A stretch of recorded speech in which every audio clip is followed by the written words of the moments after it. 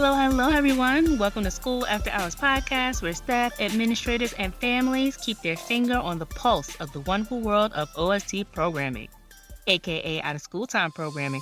I am your host, Jay Lee, and on today's show, we have the amazing author of Puppy Mind with us, Mr. Andrew Jordan Nance. Yes, y'all, he is in the building with us today. He is also the author of The Lion in Me, The Barefoot King, and Mindful Arts in the Classroom. Andrew is also the founder of Mindful Arts San Francisco, a program that brings mindfulness educators to San Francisco public schools to teach mindfulness in the classroom. He also has a background in education. He, once upon a time, was a teacher in theater. In this episode, we are going to talk about Andrew's journey to becoming an author, what was his inspiration for Puppy Mind, how his program is impacting students, and mindfulness techniques we can also use with our students in our programs, or even at home with our babies. But before we get into all of that, let's jump into our Community Corner. Community Corner is a segment of the show that allows guests or myself to share tips, advice, or information on a specific topic with families, youth, and community members. For this episode's Community Corner, I asked Andrew, what are 3 things we can do to practice mindfulness? And here was his response. Thank you for having me. So my top 3 tips for learning mindfulness is to get really comfortable with your breath, noticing when you are feeling activated. And before you do anything, just stop your body, take a breath, observe your feelings so that you can more peacefully proceed. I call it the stop method. So stop your body, try and breathe, observe your feelings, and peacefully proceed. The other thing I would say is I would also try to ground yourself in where you are. So what does it feel like to be sitting in the chair that you're in, or walking down the street, or driving in your car? Really notice how your body feels in that particular moment. And then another thing I would say is practice looking for the good. It's really easy to look for the bad. And if we can just notice what lights us up throughout the day, what makes us smile, driving down the street, oh, look at that cool car, or look at that sweet couple walking down the street, or look at that, blue sky, or whatever it is. Just start training the mind to look for what's pleasant. I call it finding the pleasant in the present. So those are my 3 tips. Thank you, Andrew, for sharing that information with us. Now, let's jump into our show. So, Mr. Andrew, tell us a little bit about yourself and how you were introduced into mindfulness. Sure. I used to run a theater school in San Francisco for almost 20 years. And my mom passed away, and I just felt like I needed a new chapter, and I just didn't know what that was. So I took some time off, and I took some classes, and one of the workshops that I did was at the Greater Good Science Center out of UC Berkeley. And they're a great online resource too for lots of different topics. And this symposium I went to was a week-long symposium on social and emotional learning. And one of those things that they talked about was mindfulness. And I had this aha moment listening to the speakers when they started playing these mindful games with us, because they reminded me of the games that I had played in high school and drama school and in my rehearsals both as a director and as an actor. And so I realized that theater training and mindfulness training were very similar. Both are inviting the participants to be completely present, to check in with their emotions so they can be skillful with them, to really listen carefully to what the other participants on the stage are saying, really being aware of what's happening not only on the stage, but backstage, because if you fall from backstage or something, you need to know, oh, that person just hurt themselves, or there's a problem backstage, so I have to be really on my game.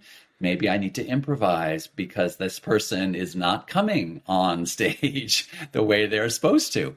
So you really have to heighten your awareness as an actor in the same way you're asked to heighten your awareness as a mindfulness practitioner. So that's how I came to it. And, fast forward, I now run an organization that brings hundreds and hundreds of kids mindfulness every week. So it's a pretty exciting journey for me, in my humble opinion. Exciting it is. And in that process of, learning about mindfulness, but also going through the practice and applying it in theater, how did you come up with these two wonderful books that you came out with, The Lion in Me and the well-known Puppy Mind? Right. So I had been teaching a curriculum that Mindful Schools had created, and it was where I learned my mindfulness training, which is a great online resource for anyone interested in teaching mindfulness. You can go to Mindful Schools. They are a online resource that teaches teachers all over the world. They have scholarships available, all sorts of really great entry points into taking these different classes. So anyway, I taught their program for about 6 months, but I ran out of curriculum because I had decided to go in twice a week into these classrooms. And I should have just gone back and redid the curriculum. These were little kids. I was working with, 5-year-olds. But I thought, no, let me think of other things I can do. So I brought in theater games into the classroom, and I started looking for mindful stories to read to the kids too. And at that time, I really didn't find anything very interesting, but I did find one book that sort of sparked my interest, and I read it to the kids, and they were not that interested in it. They kind of looked around the ceiling and looked at each other, and they just weren't that engaged. So I decided to go home and write something that I had thought about. Mm-hmm. And actually, about 2 hours later, I had written 4 manuscripts, and 2 of them were The Lion in Me and Puppy Mind. Mm-hmm. Where there's a will, there's a way, or where there's energy, there's focus. And that's what happened for me. I just really felt like, I think I have a story or two in me to tell. Uh-huh. And so I just sat down and got real focused and was able to, put out these manuscripts. And over that summer, 8 years ago or 7 years ago, I believe, access to a publisher. Mm-hmm. And they published these 2 books. I got a 2-book deal out of it. Nice. And when you introduced Puppy Mind and The Lion in Me, how was that feeling when you actually got a chance to see it read in classrooms and how the kids started to react to it? I know it was completely different than your first reaction when you brought up mindfulness Right. to the children. I know there wasn't any looking around like, when is our next thing going to happen? It was so exciting. And the kids just really get excited because my picture is on the back of the book. So they really are thrilled to, be working with a real author, because they all love books, most of them. And so it's just really wonderful to know that I'm helping kids around the world learn to be kind to their minds. Often we're sort of scolding kids for misbehaving. And this book is all about remembering to be kind to yourself when your mind has wandered off or you're doing something that is off task. Mm-hmm. So rather than be punitive with a child, it's more playful. You say, oh, Johnny, look what you're doing. Look what your puppy mind's doing. Mm-hmm. Let's take a breath mm-hmm. and come back.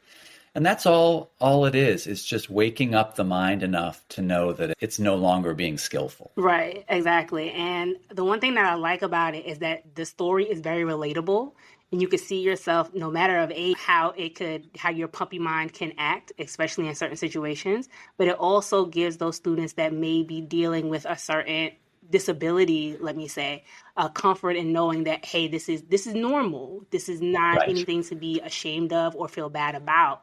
and it gives them a tactic and a skill to kind of apply in those moments when their mind might be wandering or they're having a little bit of trouble focusing. That's one of the main things that I really, really enjoy about your book. Wonderful. Thank you. Yeah, I agree. So, they talk about, this is a little bit of a stretch and I'm no scientist, but, they talk about some kids having difficulty learning because of the lack of oxygen in the womb. Some kids, I think, might correlate autism with lack of oxygen in the womb. And what I'm encouraging kids to do is bring more oxygen into the body so it can work better. So I think it's helpful.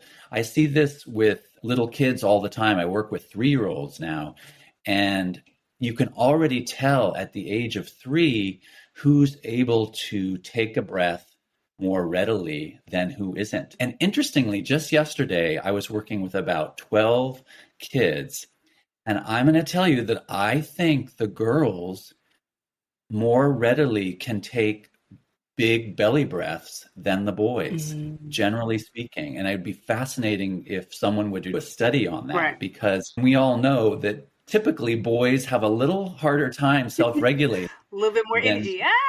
Yeah, they got more energy. And what I've noticed is their shoulders are more up and they're taking shallow breaths.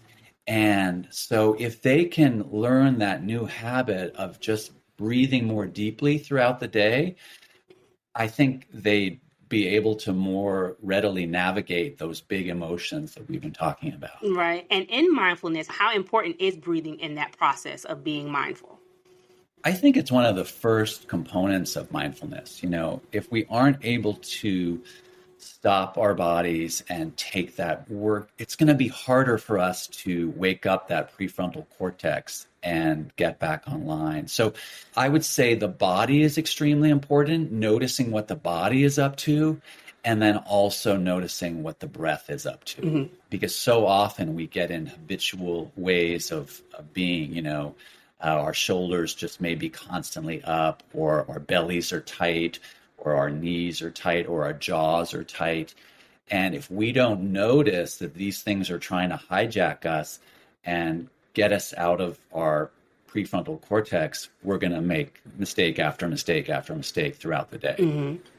And I feel like that's a good thing to apply, because a good portion of students that's also, experience some level of trauma, using mindfulness and getting them to relax and get out of that fight mode or flight mode and get them to refocus is a wonderful place for them, not to operate in their bottom brain. That's right. And I think, unfortunately, when kids are living with trauma, they're going to need that fight, flight, freeze mode again pretty soon. But what I encourage them to do, or invite them to do, is be able to drop out of that at times when it is safe enough to do so. I think a lot of times we just sort of sugarcoat things and just let go of that fight, flight, or freeze response. But unfortunately, it's not easy, nor do I think is it recommended, because what if your big brother likes to beat you up when you get home? Or what if on your way home you have a neighbor who likes to chase you with their bike? I remember that happening with me when I was a kid. And if I wasn't in fight, flight, or freeze, I wouldn't be able to run as fast as I did, or protect myself or whatever. So we need that response in our lives. It's just, we have to know when it's okay to drop out of that response. And that's a very good point, especially when you coming across certain situations that can activate you and be a trigger to having those reactions. I think identifying, like you said, stopping to breathe, but then identifying why you are feeling that way and what caused you to feel that way can kind of move you out of that mindset. Yeah. Because you're right. It can sneak up on you, and you don't even know. I don't even know why I'm feeling this way, and then I realize, oh, this is just reminding me of that time when this happened. So it's true. You also have your own program that you mentioned earlier, Mindfulness Arts San Francisco. Can you share a little bit with us about that, and how did that come about? Right. So basically, after I wrote Puppy Mind and The Lion in Me, which is all about anger and how to name and tame that inner beast that we all have, I decided to start compiling the lessons that I had been creating with the kids into a document that I would use for the following year. And so I had a whole year of working with this document and, finessing it and adding chapters, getting rid of chapters. And it wound up being about 300 pages of text. So I submitted it to the same publisher, and they actually said, "Would you like us to publish this for you?" And I said, Of "Absolutely." course. So yeah, it's called Mindful Arts in the Classroom. It's very nice, and it's a very thick book with lots of different activities, art activities, theater games, stories. And so basically now my volunteers use this book as their curriculum to bring mindfulness into the classroom using theater, storytelling, and art activities. So it's really fun. And what I'm hoping it does is it helps kids equate mindfulness, playfulness, and kindness. Because I don't want them to think, "Oh, brother, here comes the guy who makes us sit in our chairs for 2 minutes." No. Silence. That does happen, but I also want them to know that there's playfulness and creativity in a mindful life as well. Right. Exactly. And for those of you that know that we can see each other, but y'all can't see us. So all of the things, all the books that are being talked about in the podcast show today, I will also have the links to them. They are available on Amazon, also your bookstores at the same time. So I have the title of them and also the links so you can click on them and check them out. Go ahead and add them to your New Year's resolution reading list. I support it. Yes. Learn all about this mindfulness with yourself and your children. Completely support it. So I will put those down in the notes area for the show. Alrighty, everybody. Thank you. You are so welcome, of course. So for the program, give us a little bit more detail about how it works. Sure. So we look for people that have a mindfulness practice to volunteer with us. They go through a 3-hour training, which we're now doing virtually, so you don't have to come to our facility. We are a program of the San Francisco Education Fund, which is the volunteer arm of the school district. And so we are their mindfulness program. They also have math program and tutoring program and literacy program, and we're the mindfulness part of that. And then they're placed in a school of their choosing. And we usually like to get them in a school near their home. So it's easy for them to just walk down the street and teach for just a half an hour a week. And then if we're lucky, they're interested in teaching more classes at that school. So we'll try to do another class directly following the first one. So they're there for an hour a week. And usually they teach class that's either K, first, second, or third grades. And so the kids are usually really into it. They're very excited to see their mindfulness teacher because, like I said, it's usually a lot of fun. Awesome. So how long has your program been operating in San Francisco? It's been about 8 years. However, it was just me that first year. So it started very, very small, which I highly recommend. And then the second year, we had some people hear about the program and want to participate as volunteers themselves. And so they were my teaching assistants, and they would sit next to the kids who were having trouble self-regulating that day. And then eventually some of those teachers went on to have their own classes at different schools around San Francisco. And then this year and last year, we've had about 40 volunteers. And hopefully we're going to grow it even more. We've hired a program coordinator who's been working with us for the last 3 years. So it's been a really exciting time for our organization. Ooh. Now, hopefully, what is your hope for Mindfulness Arts San Francisco? Do you think you want to expand more than where you are, or are you content with just being, in that pocket area of San Francisco? Great question. I would love it if we could grow our program in San Francisco, and that would mean having our program coordinator position become a full-time position Mhm. so that they could have the bandwidth to place more and more volunteers. And this program is very replicable. So I have had people reach out from New Jersey and Sacramento and Los Angeles to say, I really think I would like to try this in my community. And I say, well, just start small, Mhm. just work with one teacher and let that teacher be your kind of your cheerleader Mhm. and let them tell the rest of the staff, oh, this person's really great or this curriculum is really fun. And then it'll just grow organically like my program did. Nice, nice. And have you seen the changes in the students as they began to practice mindfulness more and more? What changes have you seen in them?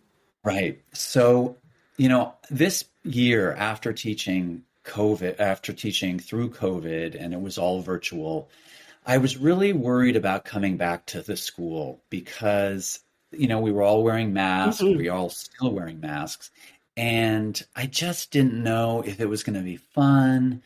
And I don't know, it just felt all very heavy to me. But I thought, all right, well, let's just go. And if for some reason after a few weeks it's just not gelling and the kids aren't connecting in the way they had been historically, we'll reassess. But so I get there that first day and I see the security guard. Mr. Alexander is his name. And he said, "Hey, Mr. Andrew." And I said, "Hey there." And he said, "You're not going to believe the kids this year. They are so much more focused and interested in being here." And I thought, oh, okay, well, I thought to myself, well, we'll see about Right. that. Maybe with mindfulness, they'll just go crazy. But he was absolutely right. I saw this in class after class after class, where most of the kids were focused more often than not, and more than I remembered 2 years ago when I had left them, Mhm. when COVID started. However, I was working with them virtually for those 2 years as well, of course. Mhm.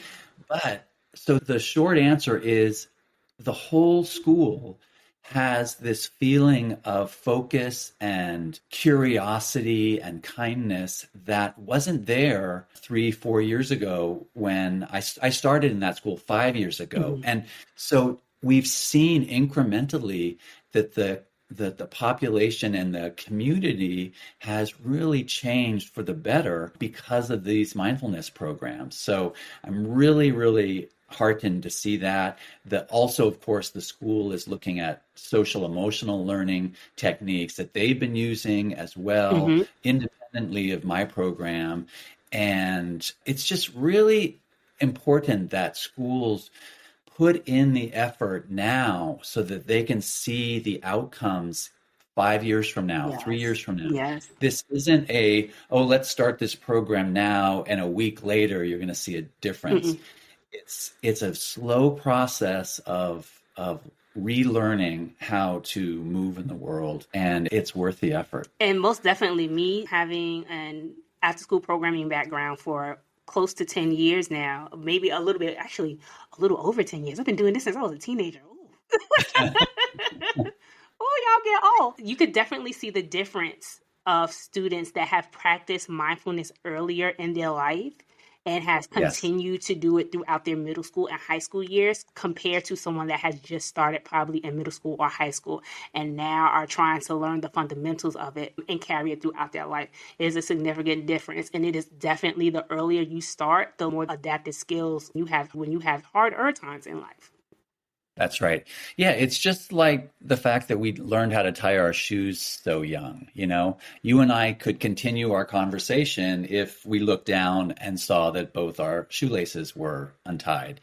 And that's what we're looking for with mindfulness, is to just have it be part of our nervous system and our go-to response system when things go haywire. Mm. Very true. So my last question for you is, what are some things after school professionals can do to add mindfulness to their day-to-day routines with their students? And as professionals, how can we then model mindfulness for our students? Mm. Well, I always like to, when I'm doing a professional development, ask teachers, what are you already doing to help your kids self-regulate? And often they'll actually have a whole long list of things that they're doing, like, oh, I turn my lights off when the kids are taking a test, or I put on some nice music, or we put our heads down and just rest for a minute before we begin anything new, or we might do some stretching. And so I would say empower the teachers first before, sort of throwing out ideas at them. But the thing I would say is before doing any transition, figure out a fun way to take 3 slow, deep breaths. Maybe it's breathing ball breath, where you put your fingers together and you just create a little breathing ball every time you breathe. And you walk down the hallway to lunch or to recess doing breath work. Or you could do quiet coyote Oh, breathing, yeah, where my you kids love that. yeah, and you just breathe in together as you walk down the hall. You could play listening games. You could play freeze games. There's all sorts of things that are actually already helping the body and mind and heart be mindful, but we don't label it as such.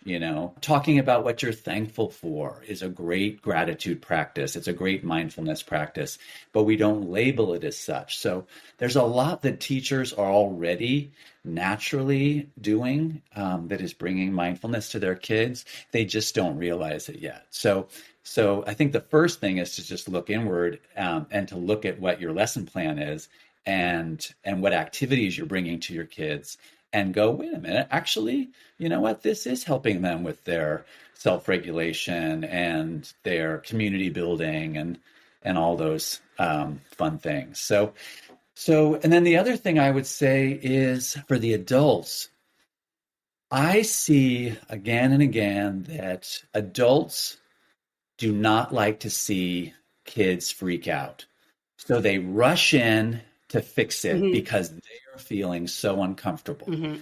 And what I really encourage people is to, put that oxygen mask on first. Mm-hmm.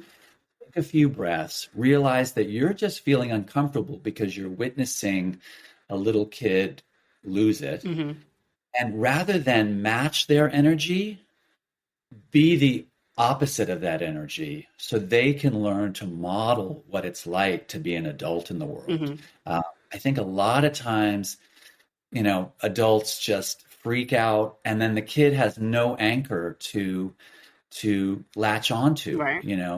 no anchor to latch onto. And it's really unsettling to look at an adult freak out because you're freaking out. What we need in that moment as kids is my belief, is someone just really rock solid who's gonna just guide us through this stormy sea that we're in. Yeah.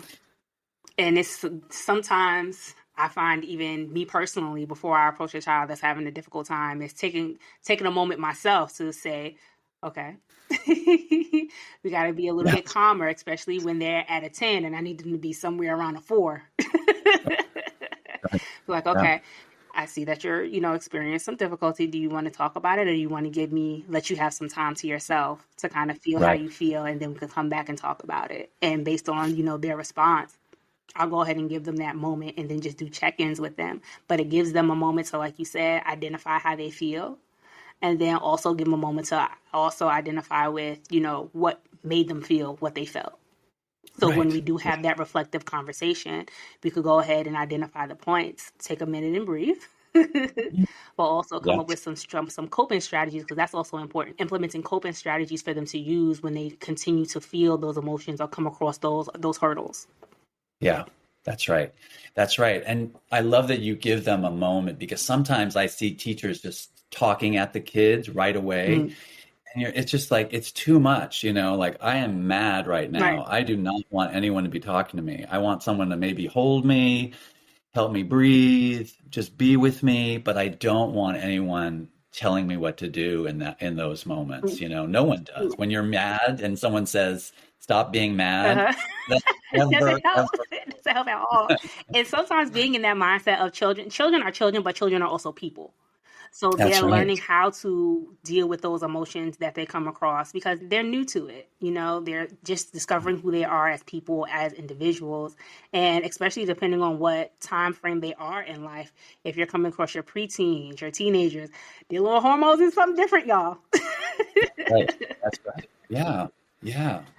I'm reminded just a few days ago, I was sad for some reason, and I don't even remember what it was anymore. But rather than, because it wasn't that big of a deal. So I was trying to like convince myself that it wasn't that big of a deal, so I shouldn't be sad. Mm-hmm. But instead, I said, it's okay. It's okay. You can be sad. Why not? Let's just be with this sadness. And that was so helpful to me. And I remember falling asleep really easily and having a good night's sleep. And then in the morning, of course, that sadness was completely gone. Mm-hmm. And so I was just there for it, and I feel like that's what we need to teach teachers and adults in general, is to just be there for whatever shows up so that we can be skillful with it. And being honest with yourself in the moment as well. Like if you're upset, it's okay with being upset. Just the same way you give your students that moment to regain their self and take a deep breath, it's okay for you to exercise the same right to take a moment and take a deep breath to get yourself back into the game. It's part of the process. Yeah, I say to the kids, every emotion is okay, but every action is not. And they get that, Of course, it's okay to protect yourself from a bully, or talk to a teacher about it or whatever. But of course, you want to defend yourself. Normally, it's not okay to throw a chair or hit someone or throw a desk or whatever. You read my mind, Andrew. That's too high of an emotion. We need to come down a little bit. Right. Yeah. But, I think part of the frustration of wanting to throw that desk is that they feel terrible that they're angry, The society says, well, that's embarrassing, right, or whatever. And if they just were allowed to be angry and there weren't any whispers in their minds about how this is inappropriate, I think they'd handle their emotions a lot differently. So.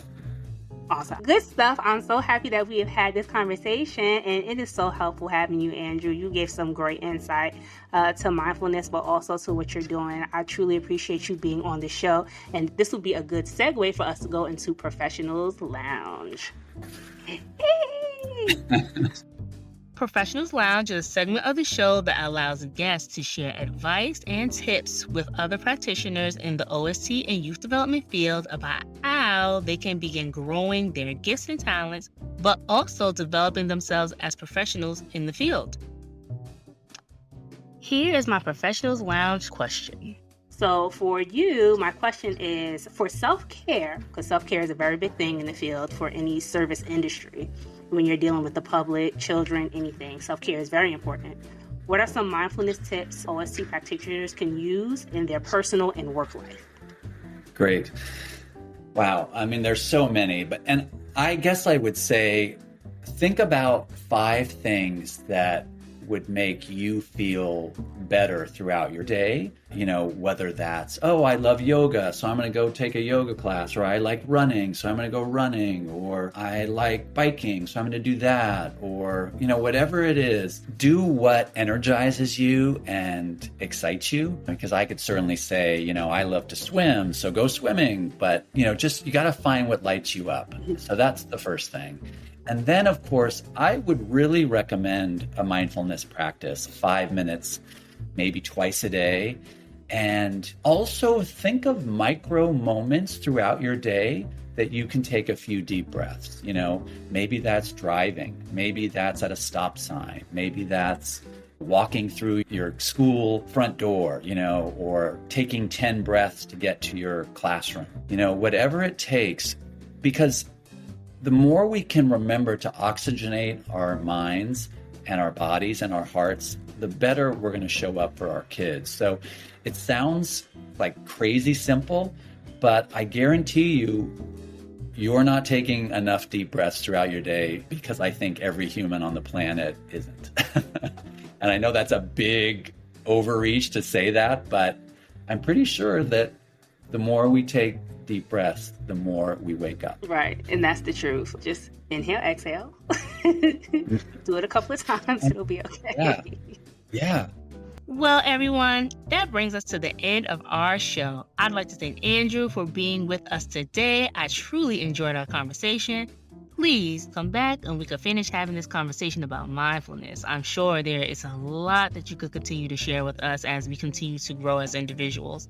Hopefully you enjoyed what you heard on the show. If you enjoyed this episode and you feel you received some good information, follow us or subscribe to the show. You'll get alerts when new episodes are posted and be able to keep up with our conversations. Also, leave us a review on Apple Podcasts or visit the Podcast Chaser website and leave us a comment. This will help us get some feedback on the show and collect testimonials for our personal website. Share us. Share us with your friends. Share us with your family. Share us with your network. Help us spread the word about how OST programs are impacting our youth as well as our communities. We can be found on Apple Podcasts, Spotify, Google Podcasts, and Podcast Addict. Well, that's all I have for today. In the words of Mr. Arthur Ashe, start where you are, use what you have, do what you can. Until next time, y'all. Bye-bye.